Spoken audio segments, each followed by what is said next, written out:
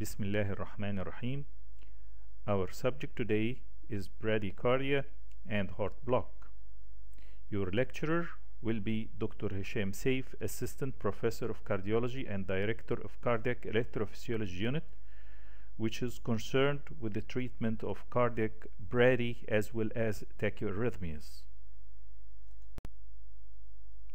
We will start by defining bradycardia and heart block. By bradycardia, we mean any heart rate below 60 beats per minute in adults. As in children, they have higher rates to be considered as bradycardia. By heart block, we mean any delay or interruption of propagation of electrical impulse in cardiac conduction system, which can be associated with bradycardia or not. If we looked at the anatomy of the conducting system, the important components of the conducting system, including the sinoatrial node, which is the main pacemaker of the heart, they are around 5,000 cells, which happens to be located at the root of the superior vena cava. The second important component is the AV node. The third important component is the bundle of His, which branches into the left bundle branch and the right bundle branch. The conduction system is peculiar in having the property of automaticity, which is the ability to generate spontaneous electrical impulse. If we compared the action potential of the normal myocardial cells with that of the SE node, we can find two main differences. The first difference, that the resting membrane potential is flat in the normal myocardial cells, while there is a gradual upsloping in the SE nodal potential. This gradual upslope will induce a spontaneous firing when it reaches to a certain firing potential, as well as we can see that there is a plateau in the action potential of the normal myocardial cells, which is not present in the SE nodal potential, as this plateau is needed for the influx of calcium ions, which is very important for the function of the normal myocardium, which is the contractility, which is not a function of the SE node or the other conducting tissue cells. Variable conductivity is another property of the conducting tissue, which is represented in the following. The normal ventricular muscle rate of electrical impulse conduction is about 0.5 meter per second, while the bundle of His left and right bundle branches are able to conduct the electrical impulse at the velocity of 2 meters per second. The Purkinje fibers are able to conduct the electrical impulse at a very fast rate of 4 meters per second. This is very important for the synchronous contraction of the big ventricles. While in the other hand, the AV node has a very slow rate of conduction, which is around 5 centimeters per second, to allow a time between the mechanical contraction of the atrium and the mechanical contraction of the ventricle to allow proper filling of the ventricles. The conducting tissue of the heart is controlled by the autonomic nervous system in the form of sympathetic and parasympathetic nerve supply.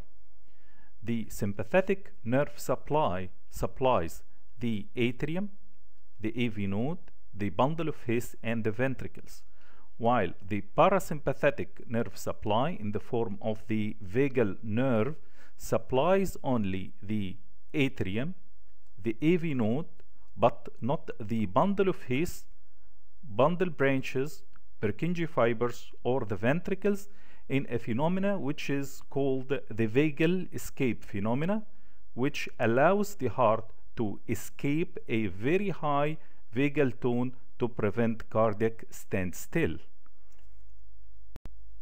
When it comes to the etiology of the bradyarrhythmia and the heart block, Degenerative heart disease being the most common cause of pacemaker implantation, which occurs in old age. Also, bradyarrhythmia and heart block can occur physiologically during sleep, severe pain, severe hypertension, and in highly trained athletes.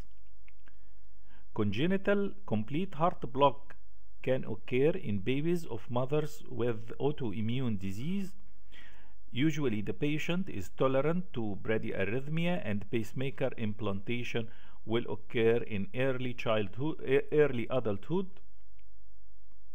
Also, inflammatory carditis, which occurs in autoimmune carditis or in viral myocarditis. Infiltrative heart disease like hemochromatosis and amyloidosis is another cause of heart block and bradycardia. Iatrogenic bradycardia can occur by prescribing medications which slows the heart rate or induce heart block, like beta blockers, calcium channel blockers, and digoxin. Also, it can occur due to surgical trauma during valve implantation or closing an AST or VST. Endocarditis is a common cause in cases of abscesses occurring around the aortic valve. Ischemic heart disease is a very important cause of bradyarrhythmia and heart block. In this entity, we have two types of myocardial infarction: anterior myocardial infarction, in which bradyarrhythmia and heart block will not occur frequently, but if it happens, it is usually serious and non-reversible and requires pacemaker implantation, while it occurs more frequently in inferior myocardial infarction, but it is benign and transient and usually will not need pacemaker implantation. Also, electrolyte disturbance or electrolyte imbalance occurring during renal failure is another cause of bradyarrhythmia and heart block. Presentation of the patient with bradyarrhythmia and heart block can be very variable. The patient can present with an acute presentation to the emergency department with syncope, which is due to cerebral hypoperfusion, chest pain, which is due to coronary hypoperfusion, shortness of breathing, which is due to accumulation of fluids in the lungs or hypoperfusion of the muscles. The patient can also represent with subacute or chronic symptoms to the outpatient, with cerebral hypoperfusion inducing dizziness and muscle hypoperfusion inducing easy fatigability. Also, the patients can be asymptomatic and discovered during physical examination or during ECG in cases of a patient with congenital complete heart block, which are very tolerant to the bradycardia, as we mentioned before. Investigations. Investigations will concentrate in two directions. The first direction in detection the bradycardia and the type of bradycardia, and the other direction in determining the cause of bradyarrhythmia or heart block. In determining the type of heart block, 12-lead ECG is very important in diagnosing the type of bradyarrhythmia and heart block, in which we will concentrate in our lecture. If the bradyarrhythmia and heart block is not frequent or not present in the resting ECG, Holter monitoring, which is an ambulatory ECG recording, can be done from 24 hours up to 7 days of continuous ECG recording, and then interrogation of the device and detection of the intermittent cause of fainting or dizziness as being or coinciding with bradycardia or heart block. In patient with very infrequent symptoms, we can start event recording, in which the patient will attach, or the relatives will attach the event recorder to the patient while he is having the attack of fainting, and then they press a certain button and the event recorder will start recording. Then we interrogate the device and discover the type of bradycardia inducing syncope for the patient. In some cases in which we cannot easily find the cause, we can do electrophysiological study in which we measure different conduction velocities in different parts of the conducting system through a catheter catheters introduced in the venous system of the patient. Also, we can discover the cause of the bradyarrhythmia and heart block by doing an echocardiography, like in cases of degenerative heart disease, in which we find calcification around the aortic valve, which is extending usually to the AV node or the bundle of His, which is the cause of blocking its function. Also, laboratory tests like thyroid function and electrolyte levels can give us a hint on the cause of bradyarrhythmia and heart block. Variable conductivity is another property of the conducting tissue, which is represented in the following. The normal ventricular muscle rate of electrical impulse conduction is about 0.5 meter per second, while the bundle of His left and right bundle branches are able to conduct the electrical impulse at the velocity of 2 meters per second.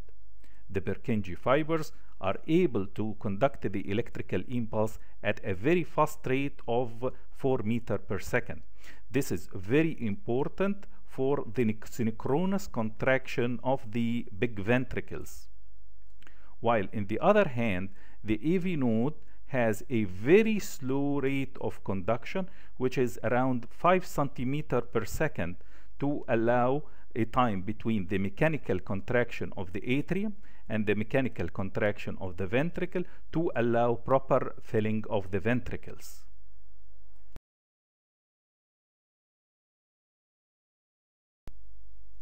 Now let's know how to interpret the ECG. First, we must know how to measure the times in ECG and what are the normal intervals in the ECG. If we see the ECG paper at a paper speed of 25 millimeters per second, 5 big squares will represent 1 second or 1000 millisecond. So each big square will be 1000 divided by 5, which equals to 200 milliseconds. So the small square will be 200 milliseconds divided by 5, which equals to 40 milliseconds. The important waves are the P wave, which represent the atrial depolarization, the QRS wave, which represent the ventricular depolarization, and the T wave, which represents the ventricular repolarization.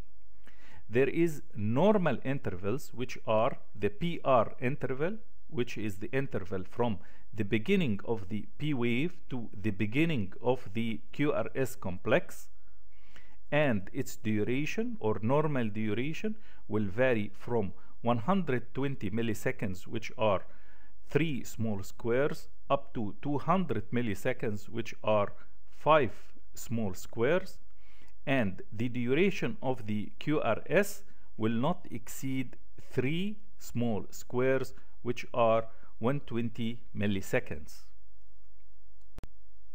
Now let's see how to calculate heart rate in ECG. If we want to calculate the heart rate, we measure the number of large squares between 2 events, and we divide this number by 300. or we calculate the number of small squares between two events, and we divide this number by 1500. Like in this example, the number of big squares between these two QRS complexes is 2. When we divide 300 by 2, it will give us 150 beat per minute. When we calculate the number of small squares, there will be 10 small squares.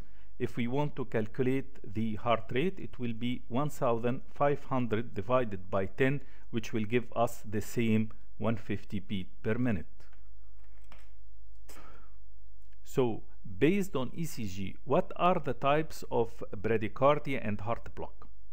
The first type is sinus bradycardia, in which the heart rate is below 60 beat per minute. The SE nodal block, in which there is an abnormality in impulse formation or impulse conduction in the perinodal tissue, which is outside the scope of the undergraduates. The AV nodal block, which is either due to an abnormality in conduction in the SE node or the bundle of His. Bundle branch block, in which there is an abnormality in conduction in either the right bundle or the left bundle. First, let's tackle the sinus bradycardia. So, if we have an ECG like this, the first thing to do is to determine the heart rate. Here, first we count the number of the big squares, which will be 1, 2, 3, 4, 5, and let's see 6 big squares. The heart rate in this case will be 300 divided by 6, which will give us 50 beat per minute. So the heart rate here is 50 beat per minute, which is below 60 beat per minute. Also, let's check the PR interval. The PR interval will be 1 big square, and the big square is 200 millisecond, which is the higher normal for the normal PR interval. Regarding the duration of the QRS complex, it will be here like 2 small squares, which is about 80 millisecond, which is less than 120 millisecond. So in this ECG, the only abnormality is the heart rate below 60 beat per minute, which indicates a sinus bradycardia. Now let's see how the AV nodal block will look like. The key idea here is that the signal is getting through the AV node all the time, but taking a little longer than usual, and we will call this first degree heart block. Or the signal is getting through the AV node some of the times, and we will call this second degree heart block. Or the impulse will not go through the AV node, and we will call this the third degree heart block. Regarding the first degree heart block, the SI nodal impulse formation and conduction is normal. The conduction of electrical impulse through the atria is normal, so the P wave is normal, but the AV nodal conduction is slower than normal. The normal PR interval should be between 120 milliseconds and 200 milliseconds. So if the PR interval is longer than 200 milliseconds, this is the first degree heart block. Then the rest of the conduction through the bundle branches is normal, so the QRS is normal. Here we can see that the PR interval is more than 0.2 seconds or 5 small squares or 200 milliseconds. So the PR interval from the beginning of the P wave to the beginning of the QRS is more than 200 milliseconds. The QRS is normal. Here in this picture, we can see that there is a P wave, PR interval, QRS, and T wave. The heart rate is 1, 2, 3, 4. So 300 divided by 4 equals 75 beats per minute. But here we can see that the PR interval is more than 1 big square. So this strip is showing a first degree heart block. Also in this example, the PR interval is 1 big square and 1, 2, 3 small squares, which is 8 small squares, which equals to 320 milliseconds, which is larger than 200 milliseconds. So what is the clinical significance of first degree heart block? It has no clinical significance, it needs no treatment, but we should check this patient frequently for fear of progress of this block to second or third degree heart block. Regarding second degree heart block, it is divided into 3 types. First, Mobitz type 1 or Wenkebach heart block, Mobitz type 2 or 2-to-1 AV block. Second degree heart block Mobitz type 2 or Wenkebach heart block was discovered by the German physician Carl Friedrich Wenkebach in 1899, in which the conduction through the AV node is progressively delayed until 1 beat is dropped. In second degree Mobitz type 1, PR interval prolongs with each beat until a dropped beat is seen. The PR interval is not constant. After each dropped beat, the PR interval is normal and the cycle starts again. As we can see here, the PR interval at the beginning of the recording is normal. In the second cycle, the PR interval prolongs more. In the third cycle, the PR interval prolongs more and more. By the third cycle, the P wave occurs, but there is no QRS conduction here. And then the P wave comes at its time, followed by short PR interval one more time and normally conducted QRS. In this rhythm strip, we can see that the intervals between the QRS is not constant, so there is grouping. The PR interval here is 5 small squares, which a high normal for the PR interval. The second cycle, the PR interval is prolonged and the QRS is normal. The third cycle, the P wave is not followed by QRS, so one QRS is dropped. Then the fourth cycle, the P wave is coming normally and the PR interval again is normal. The following cycle, the PR interval is prolonged, and the next cycle, the P wave is not followed by a QRS. So there is a gradual prolongation of the PR interval until one is dropped, and then the PR interval is short again, because there is recovery in the conduction in the AV node. Here the disease is usually in the AV node and not in the bundle of His. So what is the clinical significance of the Mobitz type 1 Wenkebach type of second degree heart block? The patient is usually slightly symptomatic with some lethargy and confusion. There is no pacing needed in this case because the disease usually in the AV node, and the disease in the AV node usually is recoverable. These patients should be closely followed up because this type of heart block can progress to a higher degree of heart block. Second degree heart block, Mobitz type 2. Here the conduction through the AV node is constant, meaning that there is no gradual prolongation of the PR interval.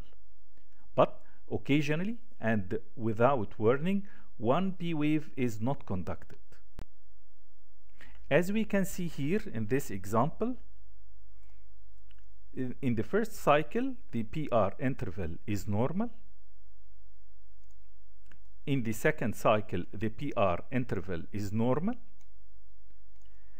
In the third cycle, the P wave is not conducted to the ventricle as there is no QRS following the P wave. Then the P wave is coming in its usual time with a normal PR interval, and the cycle will continue again. In this rhythm strip, we can see that in this cycle, the PR interval is normal. In the following cycle, the PR interval is still normal. In the third cycle, the P wave is not conducted to the ventricle, then followed by a cycle with normal PR interval. The following cycle is also normal, and in the third cycle there is a drop in conduction to the ventricle without prolongation of the PR interval, and so on. So the conduction is interrupted suddenly from the atrium to the ventricle without gradual prolongation, and this characterizes the disease in the bundle of His. So what is the clinical significance of the Mobitz type 2 second degree heart block? So what is the clinical significance of the type 2 second degree heart block or Mobitz type 2? It is clinically significant as the disease occurs in the bundle of His, and usually the patient is treated with a pacemaker implantation, and it can easily progress to third degree heart block. Now let's know how to interpret the ECG.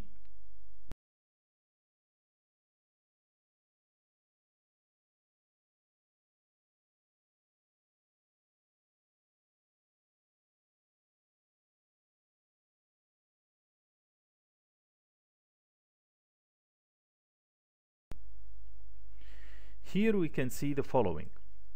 The first cycle, the P wave is conducted with short PR interval, followed by a P wave which is not conducted, followed by a P wave which is conducted normally, and then it is followed by a P wave which is not conducted. So for each two P waves, there is one QRS. That's why it is called 2-to-1 conduction.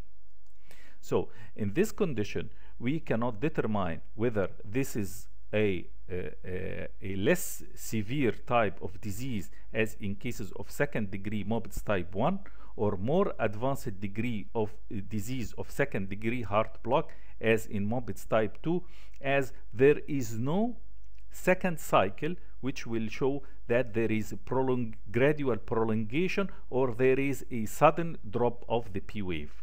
So what is the clinical significance of this type of second degree heart block? The clinical significance is undeterminable. This will be associated with symptoms like dizziness or lethargy, as the degree of block is higher than the other types. Sometimes the treatment will be pacemaker, and this patient should be followed up closely, as this patient can progress easily to third-degree heart block. And now, what about the third-degree heart block, or what is called the complete heart block? There is a complete failure of AV nodal conduction. So there is no impulses from the sinus node will pass through to the ventricles. Some parts of the conducting system will take over as a pacemaker of the heart, which is called the escape rhythm. It can sometimes happen in the junction or the bundle of His. Here the escape rhythm will be narrow, or it can happen in the ventricular myocardium. Here the escape rhythm will be wide and the heart rate will be slower. In the third-degree heart block, the P wave rate is normal. The ventricular rate usually is slow, and the ventricular complexes may be broad if the escape rhythm is idioventricular, as we said before. And there is a complete dissociation between the P waves and the QRSs. In this example, we can see that the P wave is going in regular manner, and sometimes it is buried inside the QRS, and QRS is going in a different manner, and there is no relation between the P waves and the QRSs. As we can see here, the heart rate is 1, 2, 3, 4. It is not bradycardic, so the ventricular rate is above 60 beat per minute, and the atrial rate is at different rate and regular, and there is no relation between the P's and the QRSs. So this is a third-degree AV block. What is the clinical significance of the third-degree AV block? Usually the patient is having symptoms of low cardiac output. The patient is confused, dizzy, with low blood pressure.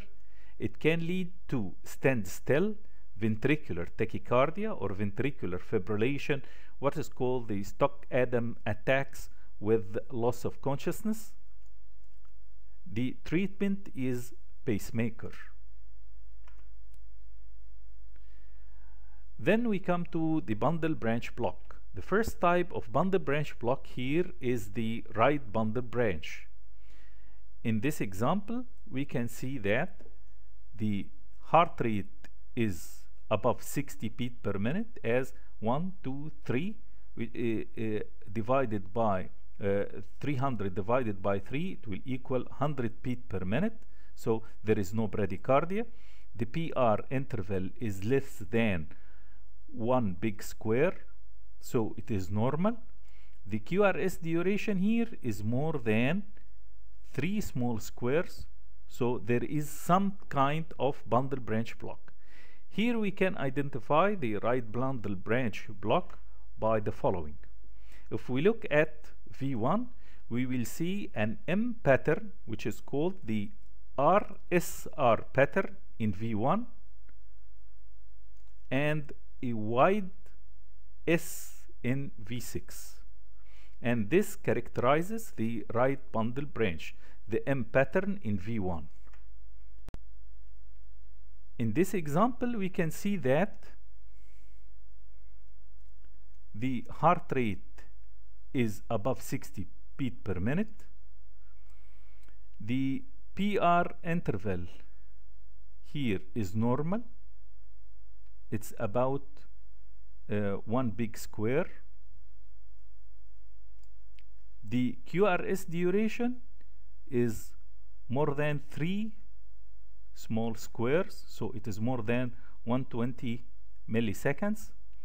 but here we can see the M pattern in V6, which characterizes the left bundle branch.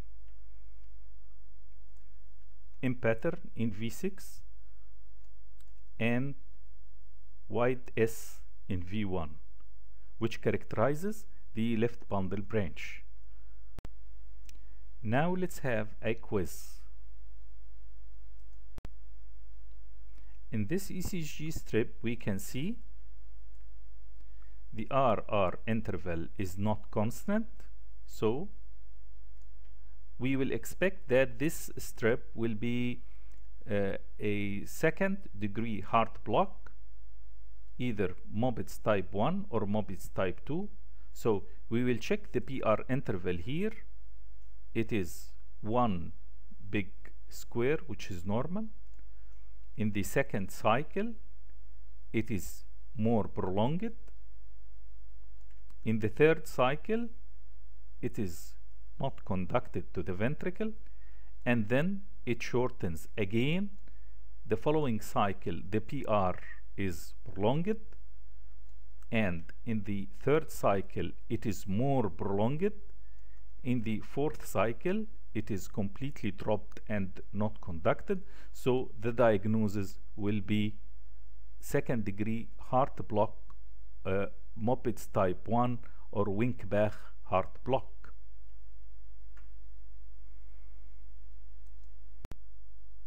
In this rhythm strip, we can see that the QRS intervals are regular, there is no grouping. The number of big squares between the R waves nearly is 7 big squares, which means that the heart rate is 300 divided by 7, which equals 42 beats per minute. So there is a bradycardia. Then the P wave is normal. The PR interval is 1, 2, 3, 4, 5 small squares, which is normal, followed by a QRS. Then the following P wave is not conducted to the ventricle. Then the next P wave coming with normal PR interval and a normal QRS. The following P wave is not conducted, and then the following P wave is coming with normal PR interval and QRS, and the P wave coming after it is not conducted. So one P wave is conducted and one P wave is not conducted. This is a 2-to-1 block, which is second degree heart block of 2-to-1 type.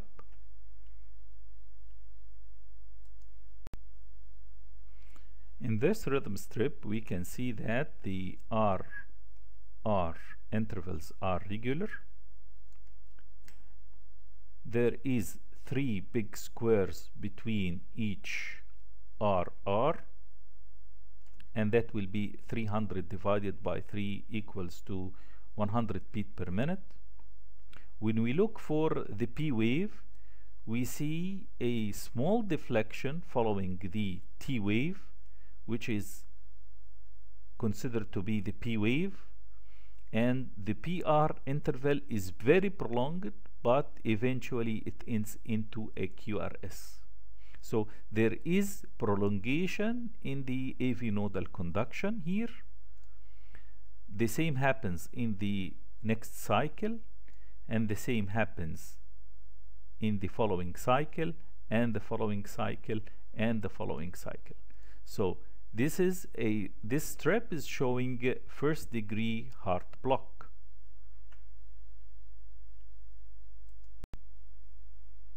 This 12 lead ECG is showing a regular RR interval. The number of big squares between the R waves is 300, so is 3, so that the rate is 100 beats per minute. The P wave is here, and the PR interval is about 5 small squares, which is normal. The QRS duration here is nearly about 4 small squares, which is about 160 milliseconds. So there is prolonged QRS. When we look at V1, we can see the M-shaped pattern, which indicates right bundle branch block. And we can see here in V6 a wide, deep S wave. So this is a right bundle branch block. Now to the treatment of heart block. First, in acute situations, if the patient is stable, we should admit the patient and start monitoring the patient for fear of increase or advance in the degree of heart block. If the patient is unstable, the patient should be monitored and we should insert a temporary pacemaker. We should monitor the patient, and during that time you should remove the offending agent if the patient is taking certain medications like beta blockers, calcium channel blockers. It should be stopped for the proper duration. If there is electrolyte disturbance, should be treated. If there is hormonal disturbance like hypothyroidism, the patient should get replacement therapy, etc. In cases in which there is no temporary offending agent, the patient should undergo pacemaker implantation. We have two types of pacemaker: a single chamber pacemaker, in which the pacing will happen only on the right ventricle, and dual chamber pacemaker, in which the pacing can take place in the atrium and in the ventricle. In this ECG strip, we can see the RR interval is not constant, so we will expect that this strip will be a second degree heart block, either Mobitz type 1 or Mobitz type 2. So we will check the PR interval here. It is 1 big square, which is normal. In the second cycle, it is more prolonged. In the third cycle, it is not conducted to the ventricle, and then it shortens again. The following cycle, the PR is prolonged, and in the third cycle. First, let's tackle the sinus bradycardia. So if we have